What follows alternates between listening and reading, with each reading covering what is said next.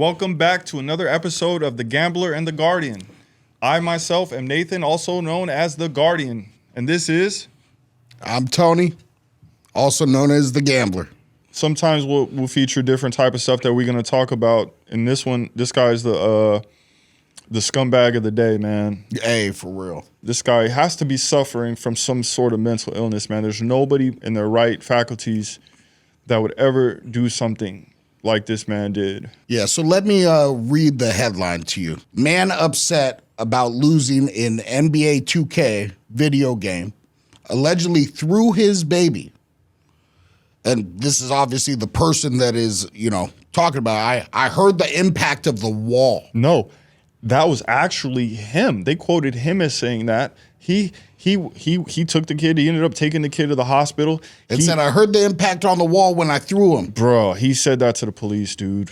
I mean, and what's crazy is this kid's only 20 years old, bro. And the kid was 8 months old. This guy ain't even old enough to buy a drink, bro. Yeah, so it says some of the injuries on the child were in different stages of healing. One eye of his was swollen and had injuries on his hands and legs, per the investigators.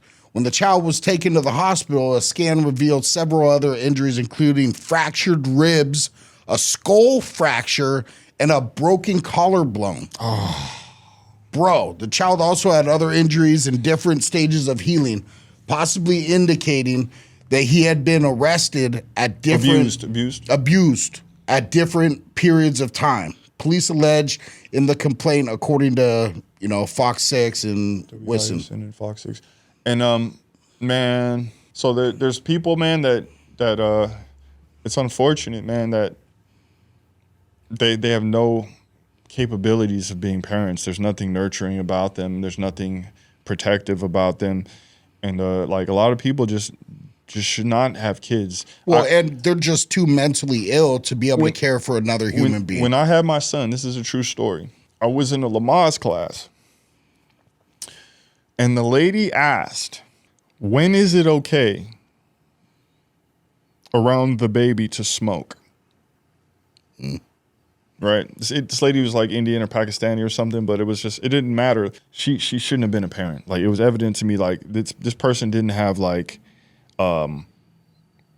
any common sense. She's asking the question. That means she's trying to learn. I'm just saying, she's trying to learn. I ain't mad at it. I hear you, but she hasn't had the kid yet. I would venture to ask the question, are you currently smoking? Would be like the question I would have asked if I was a Lamaze teacher. And then Lamaze teacher said, you know what the answer was? What? It's never okay to smoke around the baby. That's what it was. There you go, right? Yeah. So apparently Jalen White is being held at Milwaukee County Jail on a $100,000 bond. It was not immediately clear if he had entered pleas or retained an attorney to speak on his behalf. Yeah, Jalen White is out of there.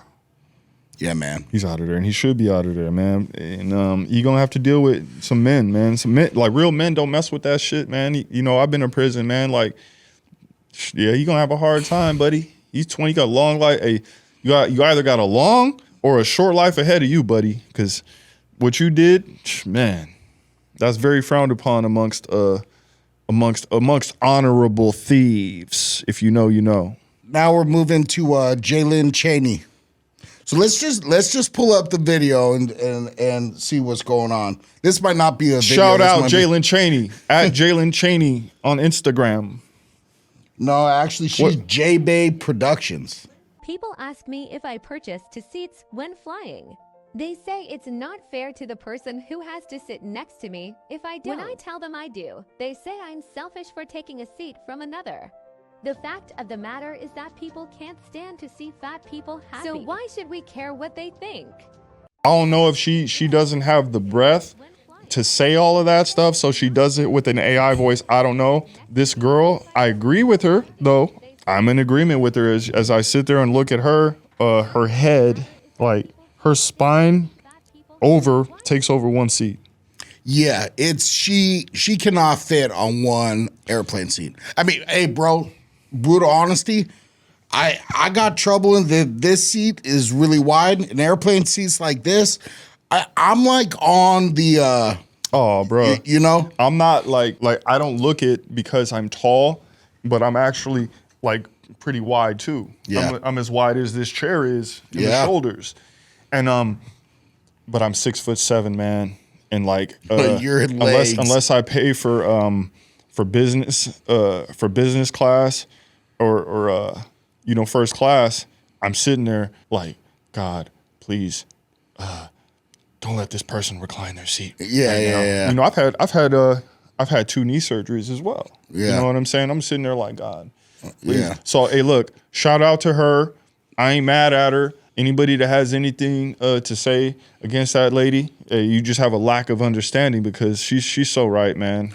I mean, I don't know. I just want to grab a different perspective, right? She's essentially saying, hey, because I'm bigger, you need to provide me more than what I'd get if I wasn't bigger. Well, we all like, yeah, we gotta. So should you get to sit in first class no matter what because you're taller? if I was so tall that I could not at all fit in those seats, like if I had to mean, literally you could probably make squeeze, that argument, bro. yeah, but I do not have I have like literally this much space between my knees and the shit. Sometimes it touches. Oh. Okay.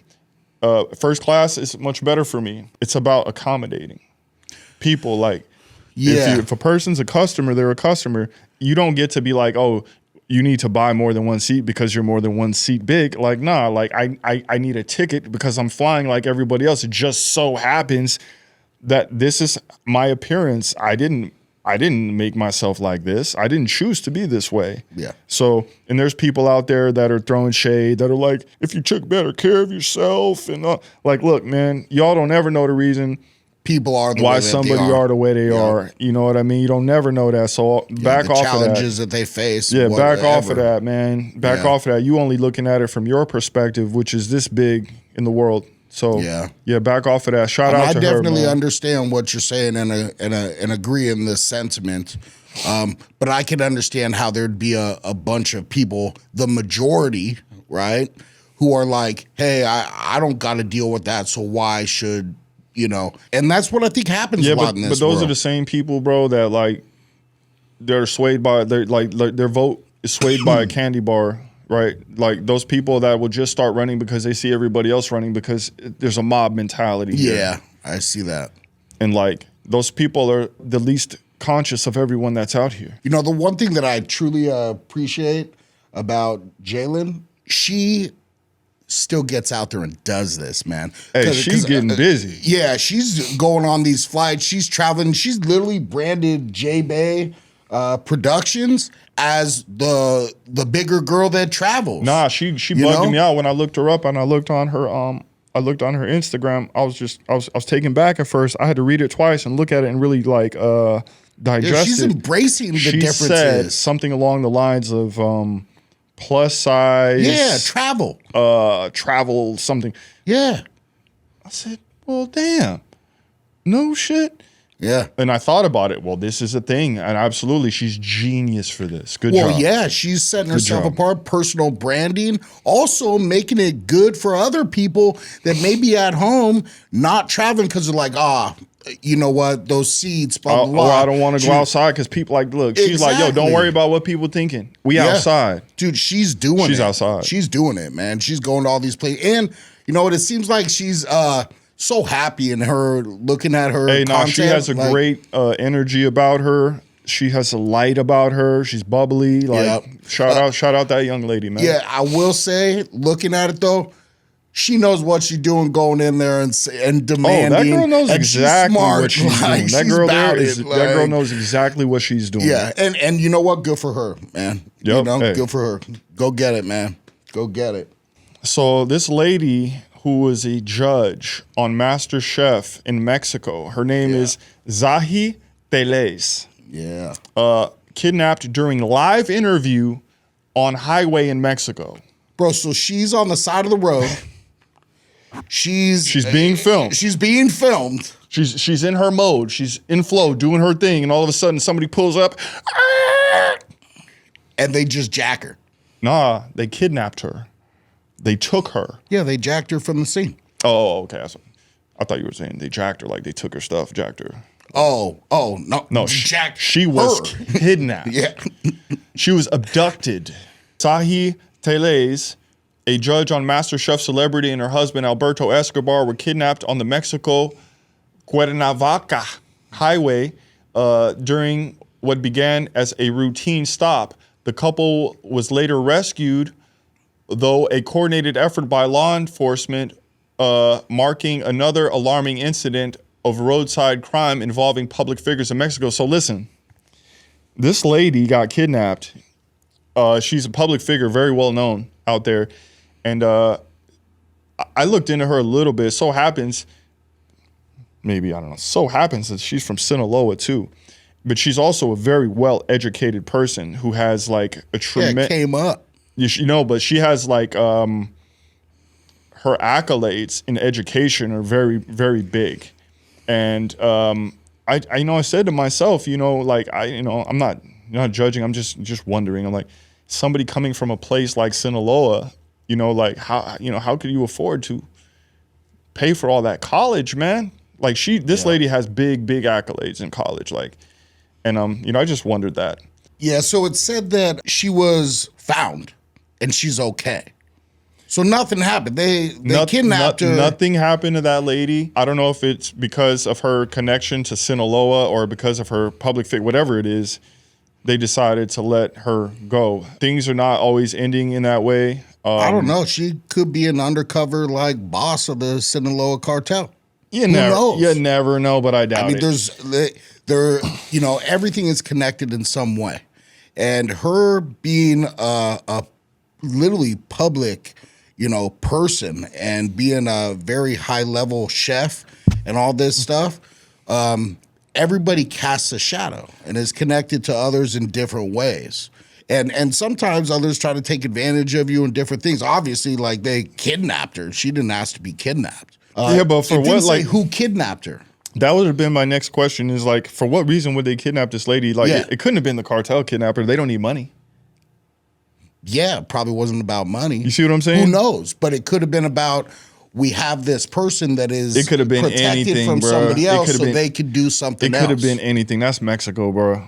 That shit could have been God knows what. I'm noticing a lot more things happening to influencers. Yeah. There's people who are self-terminating themselves. Oh, what? Don't say that word. It's a bad word. It's a bad word. You don't say that word. That are self-harming themselves to the point that they're no longer around. And there's other people that have been getting kidnapped and things like this. There's another story that we have that we'll pull up and show you guys right now about this other YouTuber that they found shot dead on a dirt road, handcuffed, wrapped in a sheet with his eyes taped shut. Amid fear, Los Chapitos gang tortured him. Whoa. So that literally is connected to a cartel. Oh, yeah. Yeah. This guy looks like a young guy. You know what I mean? Poor guy. Yeah, he was to the point that he was known as an influencer. Trying to do something for himself. I don't know what I don't know, man. You know down there how it is, man. He was straight murdered, man. Was there any... you never know what he might have said. That's what I'm saying. You never know what he might have said that led to this, I don't know. Or how was he involved in some way?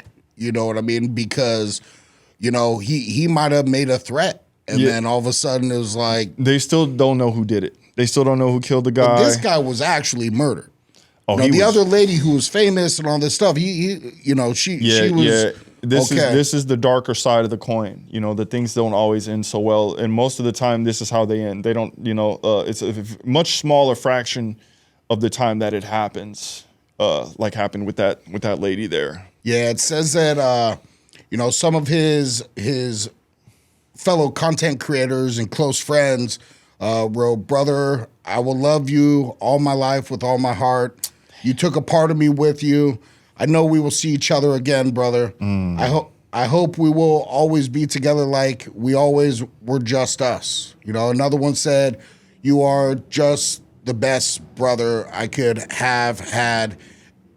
Of that, there is no doubt, always helping me." Damn. You know, another one said, "You are a very special person to me. No one can ever replace you." I mean, these are deep, deep, like, you know, people are hurt because this dude was murdered. Nah, he made a positive. It seems that he made a positive impact on the lives of the people that were around him, man. It's a shame, man, that whoever did that to him did it. May his soul rest in peace, man. Prayers to his family, you know. Man, that's tough. Yeah, man. yeah. Some of the stuff, you know, coming into this, doing the podcast and everything, we talked about different content, different stuff, and what we're comfortable with, right? Because there's some things that we're just like, hey, like we're not getting into politics and stuff like that, right? And this is one that it didn't really like dawn on me that it's like seeing that scary, bro. I mean, we're filming a podcast here. This guy is literally an influencer. He was just murdered. Yeah, I don't know about that guy. All I can speak for is myself. We're gonna there's gonna be some stuff that we talk about in here that's definitely gonna be some controversial stuff. We try not to do it too often, but because of my background, there's gonna be some stuff that's talked about. There's gonna be some people that are talked about. There's gonna be some things that are talked about that are touchy subject matter. I know the risks I take in doing that, and I know what my abilities are, and I know what my faith is, and I take these chances in doing this because the things that are going to be said, people need to hear them. Yeah. So I take that chance knowingly, and I take it smiling, and I'll do it. Overall goal here is to create awareness. Yes. Create awareness. Yeah, it seems that this gentleman, like, we'll never know if this happened to him or maybe something will come out just because he was an influencer. He may have had other ties and had other things going on. Who knows what somebody has, how deep their lives are. It's like down there is down there, bro. That's like, it's not here. It's not America. Like over there, like there's people that are there that, you know, might hear you say something and disagree with it and be sitting there watching and grab their chair and be like, oh, yeah? Oh. I'll just kill him. Oh, that's crazy. And so anybody that's in this space know that, right? There's always going to be people. What's the first thing I said? There's going to be people that are going to not watch us because they don't like us just because we're us. When they turn it on the first time, they're going to look at us and be like, I don't like either of them dudes. I'm not watching this anymore. Yep. And that's just how it is. And I've accepted that. I understand that. I'm not here. We're not here for them. Yeah, totally. Yeah.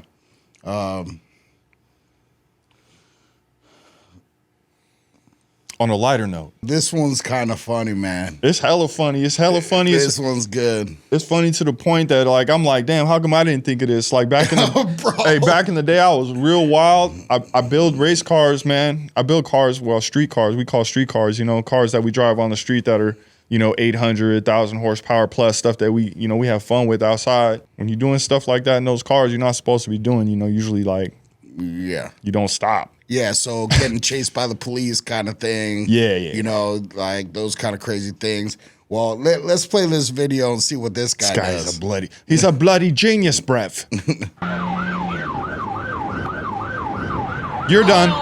Oh, yeah, you heard the cop said, oh, you're done. Hey, he got to slow the car down and damn near come to a stop just to not kill him. Look at this. Yeah. That's crazy. He gone. Genius. Look. So that's that's 100,000 lumens into the police officer's eyes. Like, yeah, that'll make you slow down. And, bro, you'll be blind for a minute. Hey, but how about this dude? Like, he had to carry 100,000 lumens because he was driving a Prius, homie. Like, hey, but you know what? I'm gonna say he probably still didn't get away. He probably did. That guy's a genius. For him to even think along those lines, like whatever he had, like he had something in there. Whatever he had on him or whatever it was, he knew if he got pulled over, he was screwed. And he was like, I got something for him. Yes, you did, buddy. Yeah. You lit him up. Yeah, so I'd say he went viral, and then But he's in jail right now. I'm sure they found him. Yeah, I'm sure they found that bro. dude rolling around the Prius. Bro's wild. I didn't look to see if there was a license plate on there, but he probably had a license plate on there. That video went super viral, I'm sure. Probably in Europe somewhere. They probably had cameras everywhere. I mean, he was on the left side of the driving. He was driving the left side, so that's true. You know, not all European cars are right-hand drive. And that police siren sounded like American siren, not. Hey, all right. Moving along. Just saying. So coming in, we have this this crazy discovery. Fascinating discovery, right? Happened in Japan. Japan discovers $26 billion treasure beneath the sea that could power the country's economy for decades. Whoa. 26 bill? So immediately when I see that, the first thing that comes to my mind is meteorite. Yeah. Meteorite. This came from the far reaches of outer space. Japan has uncovered a $26.29 billion treasure trove beneath the ocean surface that could reshape its economy for the next decade.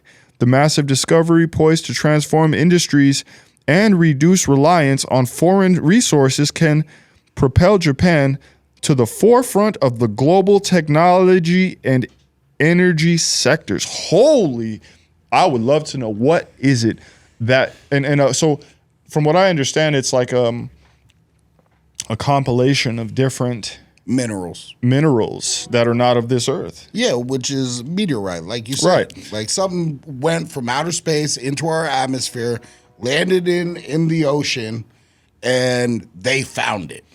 And I'm curious to know more about how they stumbled upon this in the vast ocean of the world. Like how they found it. They just so happened to stumble upon this. As with any significant resource extraction project, questions surrounding the environmental impact of mining these minerals from the ocean floor have arisen. While the discovery has a potential to fuel Japan's economy, it also raises concerns about the impact on marine ecosystem. Listen, because they got to get it out of the ocean in order to make it worth it. I hope they've come a lot further. But good luck. That is Nippon, right? Also known as Japan. Like when it comes to like who's the kings of fishing whales? Oh, is that Japan? Yeah.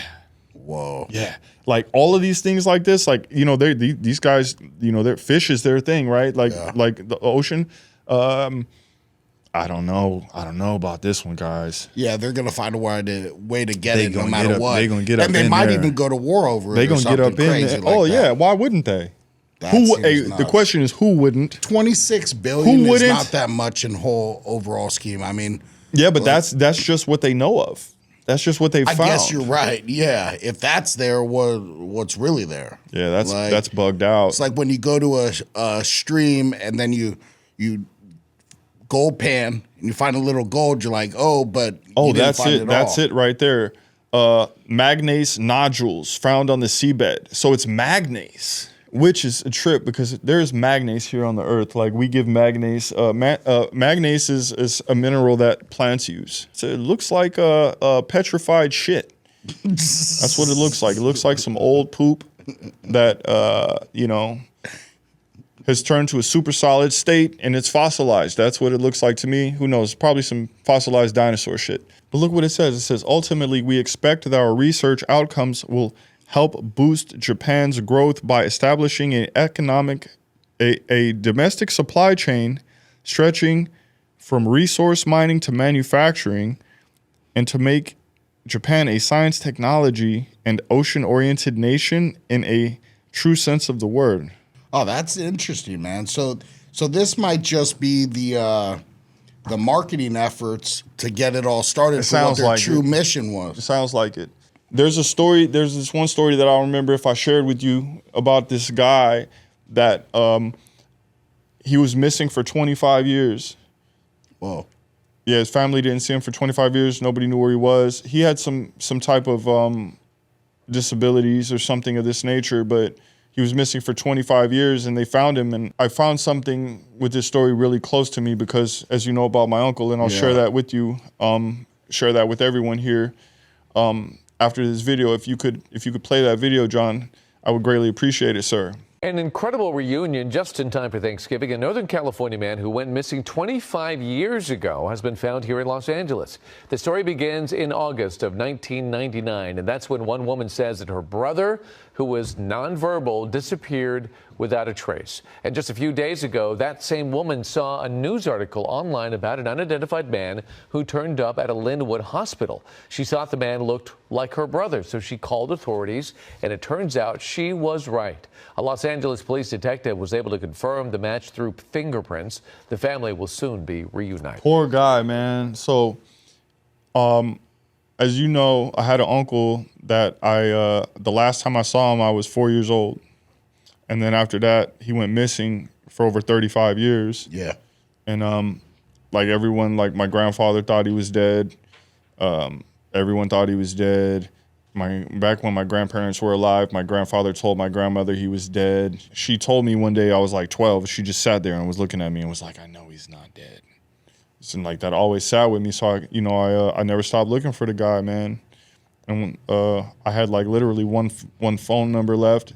And I was on my way to the VA hospital in San Francisco with my dad. I tried to call it, nobody answered the phone. I was on the way back, sitting out there on Gary and Van Ness, not South Van Ness, right in front of Ellis Brooks, and I was like, I'm gonna call the number one more time, Dad. I called the number. Lady answers the phone. Hello? I was like, hi, my name is Nathan. What I'm about to say to you is probably gonna sound really strange right now, but I have an uncle that nobody's seen him for over 35 years. And this is the phone number that I have that says maybe attached to him in some way. I was just wondering if it was him. And she was like, well, it probably is. And me and my dad, yeah. Probably is. Yeah. Me and my dad were like, what? We looked at each other, freaked out. So my uncle he's in Colorado, in Denver, Colorado, man. He got remarried to a nice lady named Karen, of all names. She's a Karen.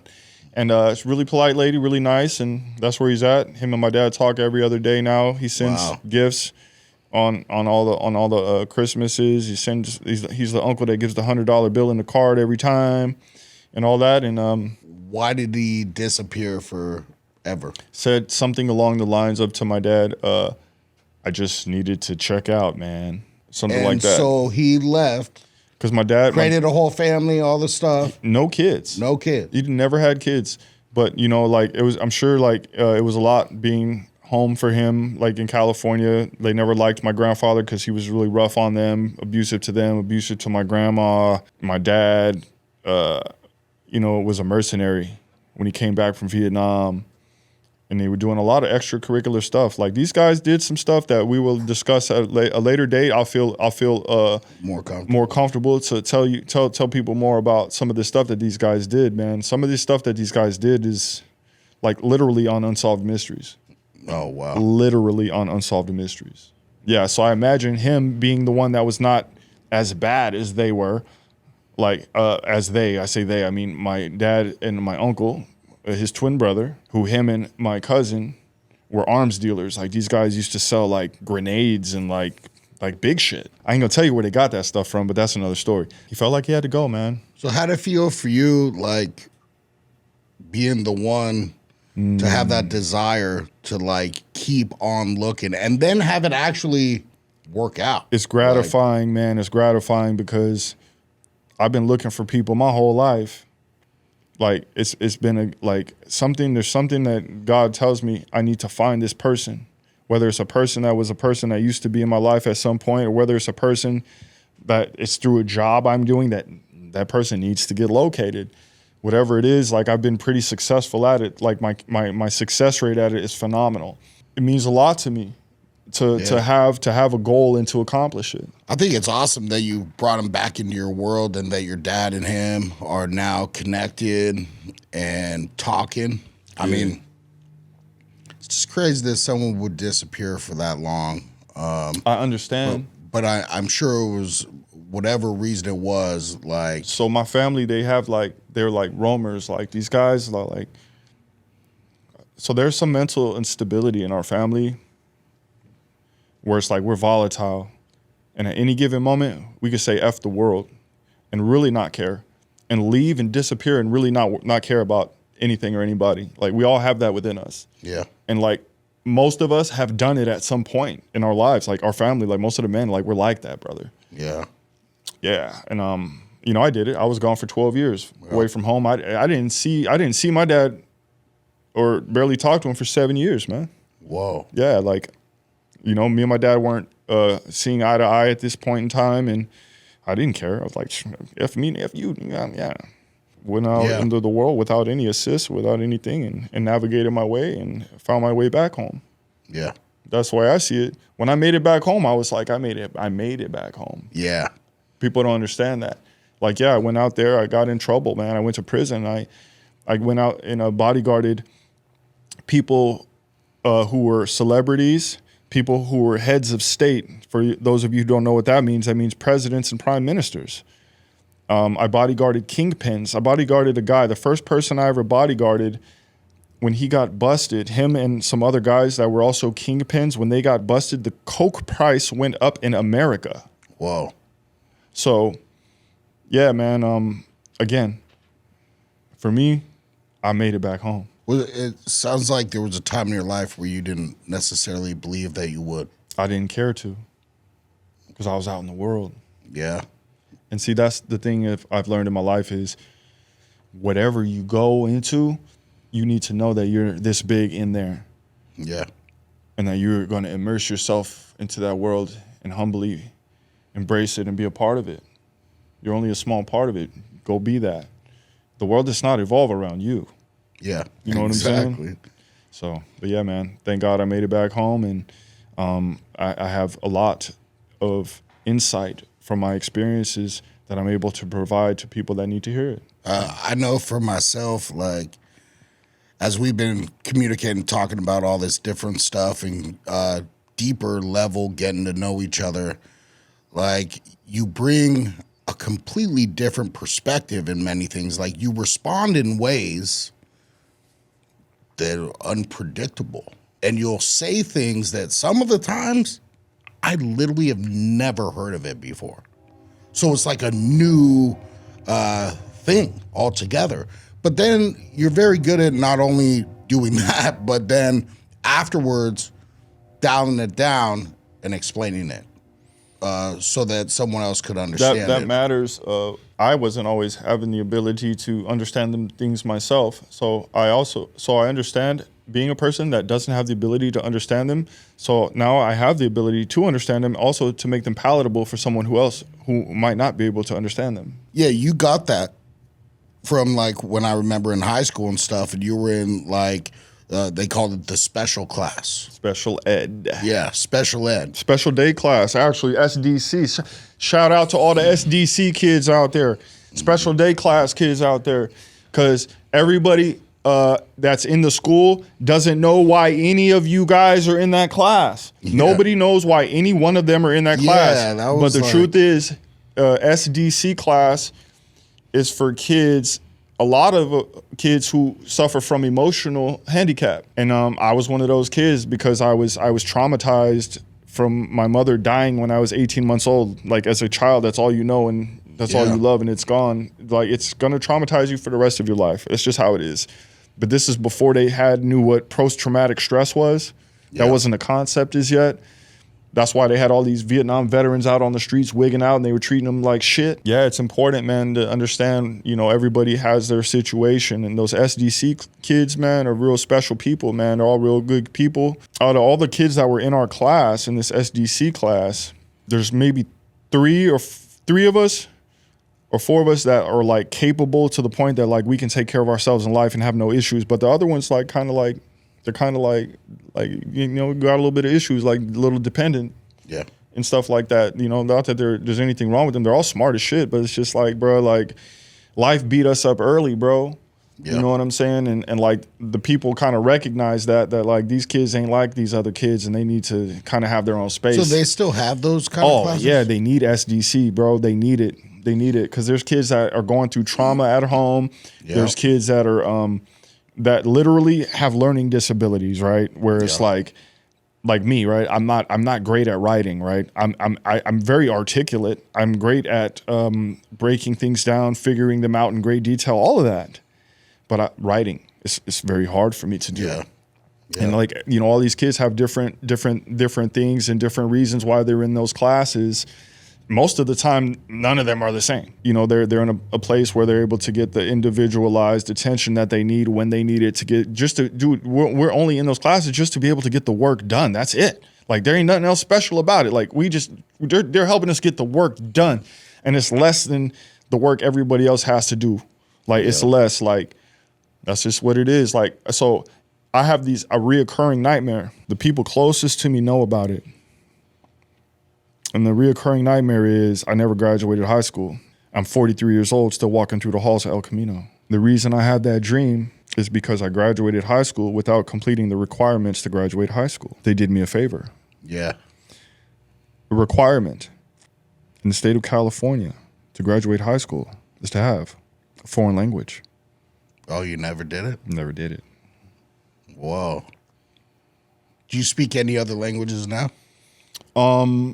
Not fluently, but I speak a whole bunch of a whole bunch. Yeah, I mean, you seem to pick up a bunch of things, and I've heard you say different stuff. Yeah. It's just that I don't ever want to be in a place where, you know, I've been into some underhanded situations working for some of these people in some places where some things was going on. And I didn't ever want to be anywhere and not hear when somebody was saying that some bad shit was going to happen. Yeah.